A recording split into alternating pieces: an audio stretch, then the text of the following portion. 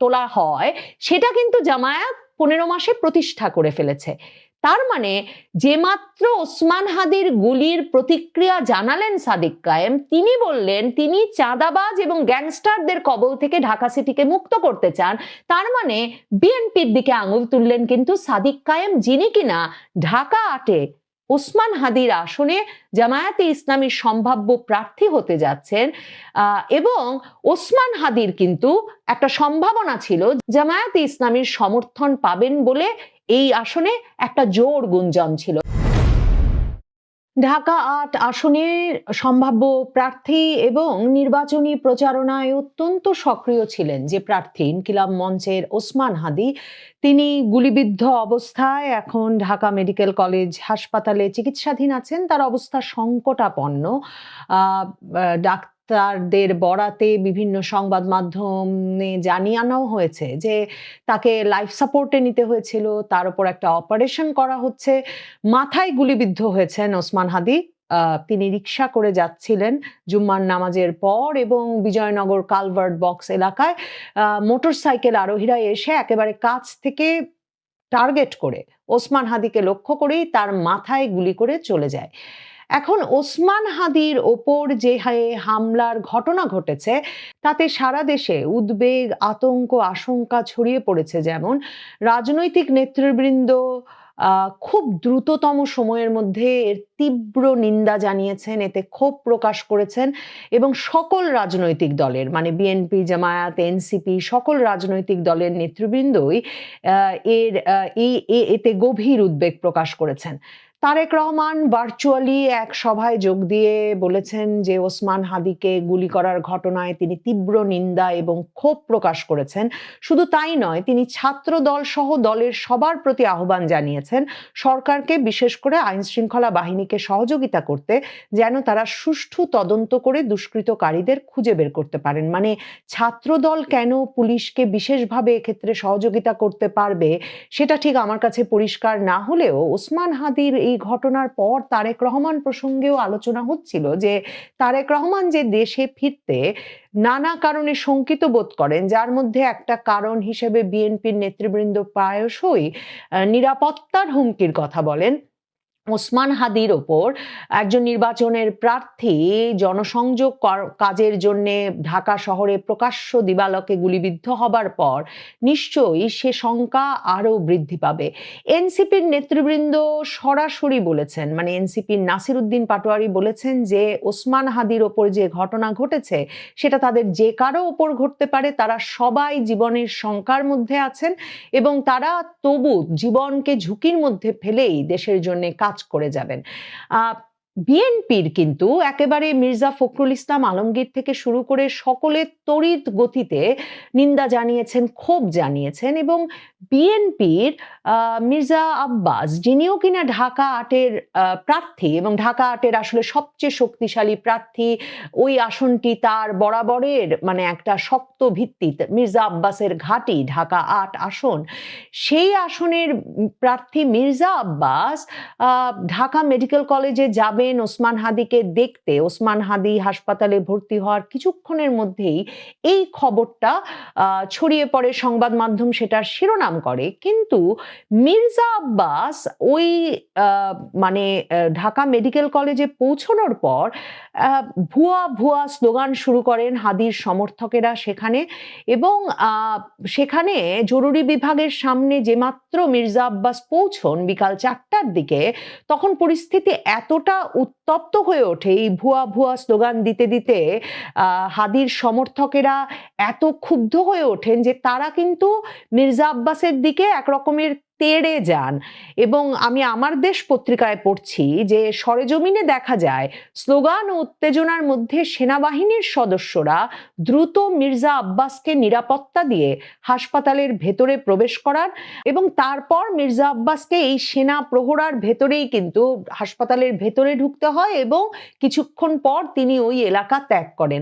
হাদির কর্মী সমর্থকেরা এতটা রেগে আছেন কেন বিএনপির ওপর বা মির্জা আব্বাসের ওপর? দেখেন, মির্জা আব্বাস হাদি সম্পর্কে সাম্প্রতিক সময়ে কোনো মন্তব্য করেছেন এমন কোনো আভাস কিন্তু পাওয়া যায় না, বা আমি অনেকক্ষণ খুঁজছিলাম যে তিনি খুব কড়া কড়া মন্তব্য করছেন সাম্প্রতিক সময়ে জামায়াতে ইসলামীর বিরুদ্ধে, এবং খুব এই সপ্তাহ খানেকের মধ্যেই তিনি ভাইরাল হয়েছিলেন এমন একটা মন্তব্যের কারণে, যে তিনি বলেন যে আওয়ামী লীগও একটা অভদ্রের দল, জামায়াতে ইসলামীও একটা অসভ্যের দল, এবং জামায়াতে ইসলামীর জন্য নাকি আওয়ামী লীগই ওষুধের মতো কাজ করতো, আওয়ামী লীগ ওষুধই ঠিক ছিল, এরকম একটা মন্তব্য করে তিনি ভাইরাল হয়েছেন সম্প্রতি। এবং মির্জা আব্বাস হচ্ছেন বিএনপির সেই নেতাদের একজন যিনি মানে ঘন ঘন জামায়াতে ইসলামীকে যুদ্ধাপরাধের দল বলে অভিহিত করেন, এবং মুক্তিযুদ্ধে তাদের ভূমিকা কি ছিল এটা দেশের মানুষ ভোলেন না, এসব বলেন জনসভা করে।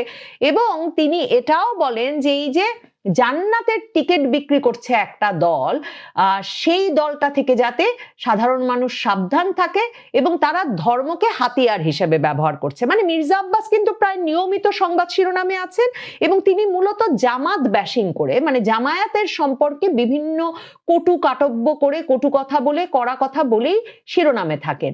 এখন হাদির সমর্থকেরা মির্জা আব্বাসকে দেখে এতটা রেগে গেল কেন? দেখেন, ওসমান হাদি তিনি ইনকিলাব মঞ্চ গড়ে তুলেছেন বা পরিচিত হয়ে উঠেছেন 2024-এর জুলাই আগস্টের পর থেকে, জুলাই আগস্টের ছাত্র নেতা হিসেবে, এবং তিনি মানে খুব কড়া কড়া কথা বলতেন ফ্যাসিস্টের বিরুদ্ধে, আওয়ামী লীগের বিরুদ্ধে, এবং বিভিন্ন জায়গায় তার এই ইনকিলাব মঞ্চ নিয়ে তিনি উপস্থিত হতেন ফ্যাসিস্টদের আস্তানা ভেঙে দেওয়ার জন্য, ফ্যাসিস্টের দোসরদের বিভিন্ন স্থাপনা ভেঙে দেওয়ার জন্য এবং চিহ্ন মুছে দেওয়ার জন্য।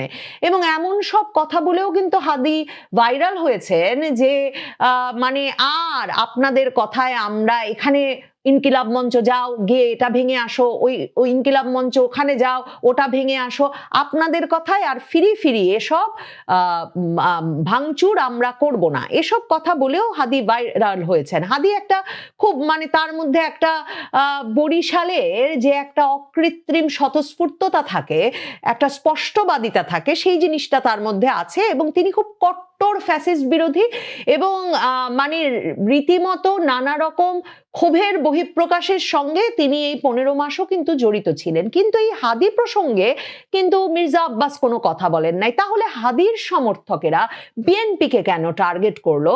দেখেন, হাদি নির্বাচনী প্রচারণা করছেন ঢাকা 8 আসনে, কারণ ঢাকা 8টা ঢাকা বিশ্ববিদ্যালয়ের আসনও বটে, ঢাকা বিশ্ববিদ্যালয়ের ছাত্র হাদি, এবং তিনি একেবারে ঘরে ঘরে গিয়ে মসজিদে গিয়ে জনসংযোগ করে আসছিলেন, এবং সে কারণেই সম্ভবত এই বিরাট মানে মানে ব্যাপক পরিচিতি পেয়েছেন সারা দেশে যেই নেতা, তাকে টার্গেট করা হলো তফসিল ঘোষণার 24 ঘন্টা না পার হতেই, যাতে একটা আশঙ্কা তৈরি করা যায়।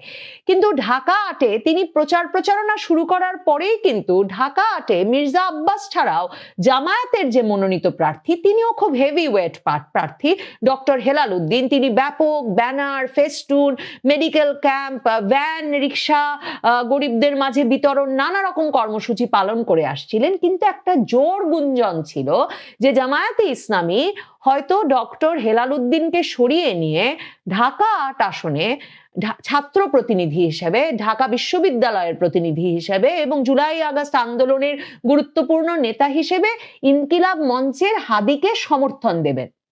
এই গুঞ্জনটা যখন বেশ জোরদার হয়ে উঠছিল, সেই সময়ে এই খবর বেরিয়ে আসে যে ঢাকা 8 আসনে জামায়াত ঠিকই তাদের মনোনয়ন পরিবর্তন করছে, ডক্টর হেলাল উদ্দিনকে সরিয়ে নিচ্ছে বটে, তবে সেই আসনে তারা প্রার্থী হিসেবে দাঁড় করাতে যাচ্ছে ডাকসু ভিপি সাদিক কায়েমকে।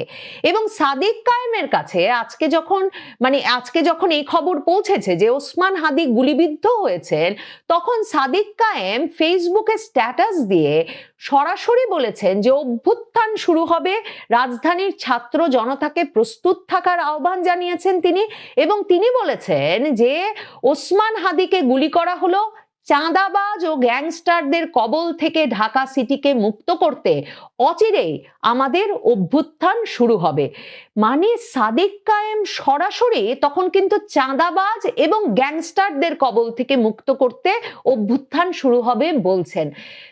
মানে জামায়াতে ইসলামী গত 15 মাসে নাম না উল্লেখ করেই বিএনপিকে যে নামে অভিহিত করে সেটা যে চাঁদাবাজ, এবং মানে চাঁদাবাজের দল বললে সাথে সাথে যে আঙুল আসলে বিএনপির দিকে ওঠে, এটা বাংলাদেশের রাজনীতি যারা পর্যবেক্ষণ করেন তারা খুব ভালো করে জানেন। মানে একদিকে যেমন বিএনপি যখন বলে যারা ধর্ম ব্যবসা করছে সেটা যেমন বোঝা যায় সেটা জামাত, ফ্যাসিস্টের দল বললে যেমন বোঝা যায়, কিংবা তারেক রহমান যে বলেন পতিত স্বৈরাচার সেটা বললে যেমন বোঝা যায় আওয়ামী লীগ, ঠিক তেমনি চাঁদাবাজ দল বললেই যে বিএনপির দিকে আঙুল তোলা হয় সেটা কিন্তু জামায়াত 15 মাসে প্রতিষ্ঠা করে ফেলেছে।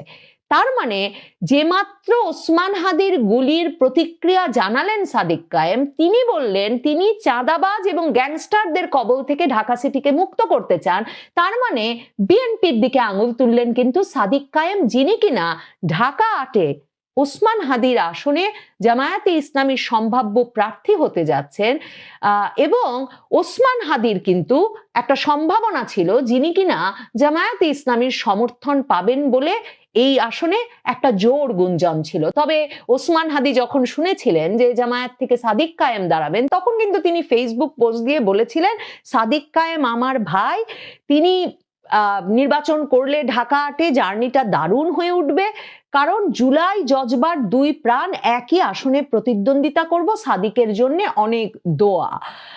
তো ওসমান হাদির কোন কর্মীরা এবং কোন সমর্থকেরা বিএনপিকে ভুয়া মানে মির্জা আব্বাসকে, বিএনপির স্থায়ী কমিটির সদস্য, বিএনপির হেভিওয়েট প্রার্থী মির্জা আব্বাসকে হাসপাতালে দেখা মাত্র ভুয়া স্লোগান দিতে দিতে তেড়ে গেল, এবং কেন তারাও তাদের অভিযোগের আঙুল বিএনপির দিকে তুলছে, যখন বিএনপির তারেক রহমান থেকে শুরু করে সবাই তীব্র নিন্দা ক্ষোভ জানিয়েছেন। তারেক রহমান ছাত্র দলকে সহযোগিতা করতে বলেছেন পুলিশ যাতে তাড়াতাড়ি দুষ্কৃতকারীদের বের করতে পারে সেজন্য। সেটা নিশ্চয়ই একটা রাজনৈতিক হিসেব নিকেশ করলে বুঝতে অসুবিধা হয় না।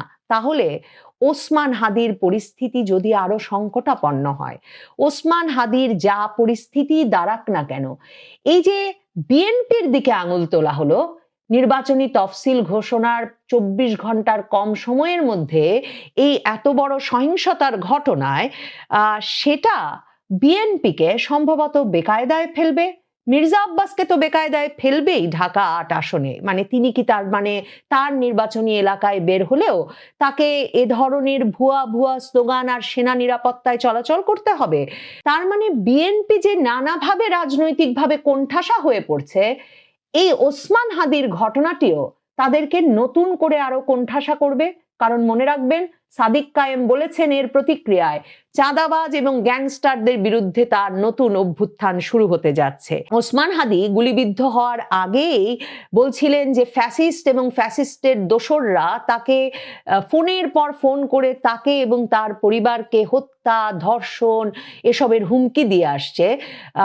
এবং সামাজিক যোগাযোগ মাধ্যমে অনেক উপদেষ্টারা সহ নেতৃত্বস্থানীয় অনেক ব্যক্তি আওয়ামী লীগের দিকে আঙুল তুললেও বিস্ময়কর যে জামায়াতে ইসলামীর সম্ভাব্য প্রার্থী ঢাকা 8 আসনে এক্ষেত্রে আঙুল তুলছেন বিএনপির দিকে, আর বিএনপি নেতাকে কিনা সেনা নিরাপত্তায় ঢাকা মেডিকেল কলেজ হাসপাতাল